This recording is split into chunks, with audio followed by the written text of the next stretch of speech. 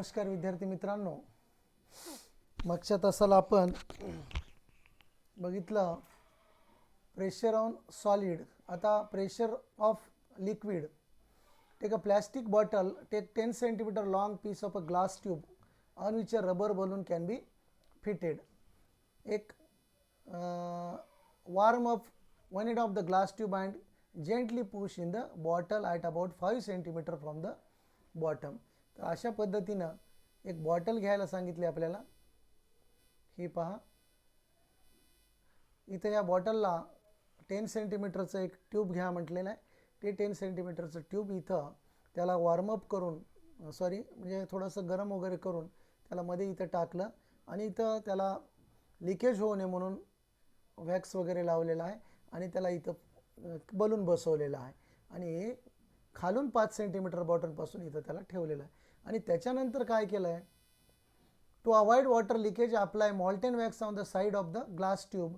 Now fill water slowly in the bottle and see how balloon inflates. आणि त्या बॉटलमध्ये पाणी टाकलं, त्यानंतर हळूहळू हे बलून काय फुगायला सुरुवात होते. याच्यावरून काय लक्षात येते मग आपल्या, the pressure of water acts on the side of the bottle as well. याचा अर्थ या वॉटरचं प्रेशर आहे ते साईडवर आहे आणि या साईडवर इथं आपण ट्यूब बसवल्यामुळं त्या साईडवरचं जे प्रेशर आहे त्या ट्यूबद्वारे बलूनमध्ये गेला आणि बलून इथं आपल्याला फुगलेला दिसायला लागलेला आहे. ही ॲक्टिव्हिटी आहे. त्याच्यानंतर दुसरी एक ॲक्टिव्हिटी इथं सांगितली आपल्याला बघा. या ॲक्टिव्हिटीमध्ये काय सांगितलं आपल्याला की take a plastic bottle,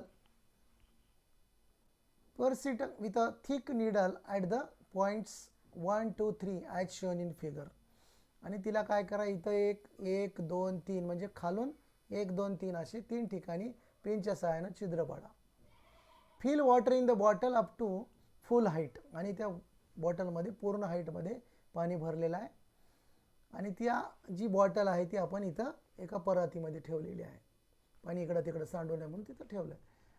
as shown in the figure water jets will be seen emerging and projecting out. आपल्याला या तिन्ही होलमधून वॉटर जेट्स आपल्याला इथं एमर्ज होताना दिसून येतील.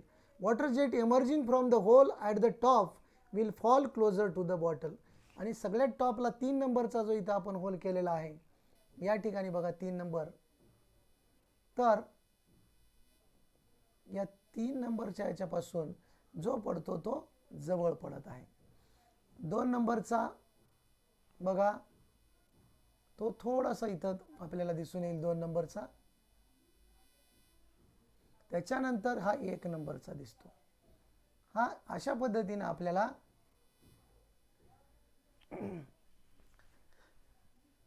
कोण क्लोजर आहे आणि कोण हे आहे. 1 नंबरचा सगळ्यात दूर पडतो, 2 नंबरचा थोडंसं कमी त्याच्यापेक्षा आणि 3 नंबर अतिशय क्लोजर आहे. The jet from the lowest hole fall furthest from the bottle. Also jets coming out from the 2 holes at the same level fall at the same distance from the bottle. आणि एकाच लेवलवर जर 2 hole केले असतील तर same लेवलला ते पडले असते. What is understood from this? At any one level the liquid pressure is the same. कुठल्या एका लेवलला लिक्विड प्रेशर हे सेम असते. Also the pressure increases as the depth of the liquid increases.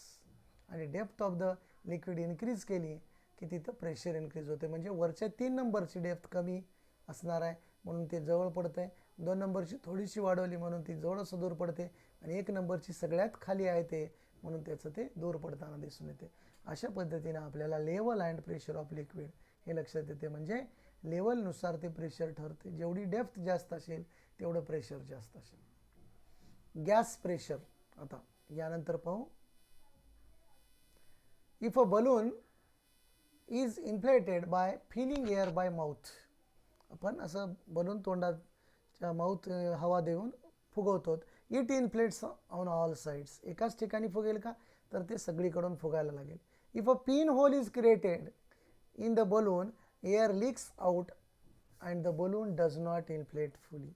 आणि ह्या फुगणाऱ्या फुग्याला जर एखादा आपण पिननं लिकेज केलं, एक होल पाडलं आणि फुगवायचा प्रयत्न करायला लागलो तर काय होईल, ते बलून फुगेल का, एका ठिकाणाहून हवा लिकेज होताना दिसेल.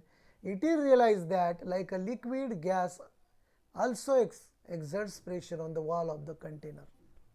In which it is enclosed. ह्याच्यावरून आपल्याला काय क्लिअर होते, जसं लिक्विडमध्ये वॉल ऑफ द कंटेनरवर ते काय प्रेशर एक्झर्ट करत होतं, तसं गॅससुद्धा त्या वॉल ऑफ द कंटेनरवर प्रेशर एक्झर्ट करते. आणि आपण all gases and liquids have common name fluid. Fluid आपण कशाला म्हणतो, ज्याच्यामध्ये गॅस आणि लिक्विड आहेत त्यांना फ्लुइड्स असं म्हणतो. मग fluids in a container exerts pressure from within on the walls and the bottom of the container. Bottom of the container किंवा वॉल्सवर ते प्रेशर एक्झर्ट करतात. A fluid enclose in a containers exerts its pressure equally in all direction at a point within the fluid. आणि ते all डायरेक्शनमध्ये ते काय होते, प्रेशर एक्झर्ट करते. ॲटमॉस्फेरिक प्रेशर त्याच्यानंतरचा कन्सेप्ट आहे. Air surrounds the earth from all sides. आपल्याला ऑल साइडनं एअर सराउंड केलेलं आहे, आपल्याला माहीत आहे. This layer of air is called atmosphere. आणि आपण याच लेअरला काय म्हणतो, ॲटमॉस्फिअर असं म्हणतो. The atmosphere exist about 16 kilometre height. आणि पृथ्वीच्या वर जवळपास, पृथ्वी इथं असेल तर जवळपास 16 किलोमीटरमध्ये हे ॲटमॉस्फिअर आपल्याला दिसून येते. It further extend up to 400 kilometre, a very dilute form. पर 16 किलोमीटरच्या नंतरही अजून 400पर्यंत ॲटमॉस्फिअर आहे, परंतु ते व्हेरी डायल्यूट फॉर्म आहे, तिथं हवा ही विरळ आहे. लक्षात आलं का. The pressure created due to air is called the atmospheric pressure. आणि एअरमुळं जे प्रेशर क्रिएट होते त्याला आपण ॲटमॉस्फेरिक प्रेशर असं म्हणतो. Imagine that a very long hello cylinder of unit cross sectional area is standing on the surface of the अर्थ and it contains air. आणि इमॅजिन करा की असं एक सिलेंडर आहे आणि इथं 1 सेंटीमीटर स्क्वेअर आपण हे एरिया दाखवलेला आहे त्याचा, आणि ह्याच्यावर हे थांबलेलं आहे आणि हे पूर्ण एअर जे आहे ते 1 युनिट एरिया आहे असं आपण कन्सिडर करा. Weight of this air is the force applied in the direction of the centre of the earth. आणि हे direction of the centre of the earth इथं प्रेशर होत आहे. This means that atmospheric pressure is the ratio of this weight divided by the area of the surface. Atmospheric pressure म्हणजे काय, मग ratio of this weight, weight हे काय force आहे to area, याला आपण ॲटमॉस्फेरिक प्रेशर म्हणतो. The air pressure at the sea level is called 1 atmosphere pressure.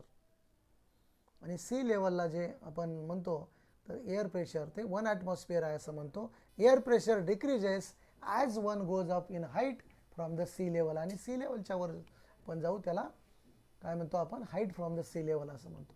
1 atmosphere म्हणजे 101 × 10⁻³ पास्कल, दॅट इज 1 बार. आणि 1 bar is equal to 10⁻³ millibar. M bar means millibar. आणि 1 millibar is nearly equal to 10⁻² pascal, that is hectopascal. Atmospheric pressure is specified in the units m bar or hectopascal, millibar or hectopascal. The atmospheric pressure at a point in air is equal from all sides.